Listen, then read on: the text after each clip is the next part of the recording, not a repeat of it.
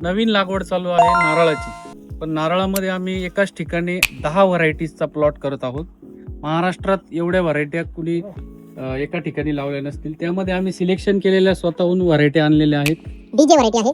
त्याच्यानंतर T into D tall and dwarf cross, T orange dwarf नारळ, Ganga Bodom, Columbus, चेनंगी आणि Malaysian green. आणि अजून 2 व्हरायटी आहेत. तर आता याची लागवड चालू आहे. 15 बाय 15 वर आम्ही खड्डे केलेले आहे. नारळाला पाणी भरपूर लागतं. हेच आता पूर्ण पांगवण्याचं काम चालू आहे. तर बेसल डोस साठी आपण पूर्ण हे डेपो कालवलेला आहे. तुम्ही पाहू शकता याच्यामध्ये वाळू घेतलेली आहे. नारळाला सगळ्यात मेन वाळू पाहिजे.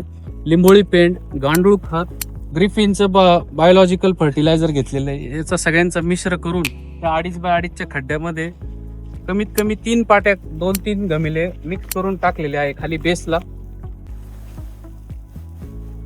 एक लेवल केली ना आणि त्याला बेसलला तो 1.5 फुटापर्यंत मिक्स करून लागवडीला योग्य आहे.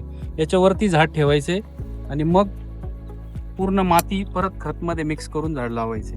आणि डायरेक्ट लागवड आहे. आणि त्याची आता पिशवी कट करून मधोमध ठेवलेलं आहे. आणि आता माती पूर्ण ओढून खत मिक्स करून त्याच्यात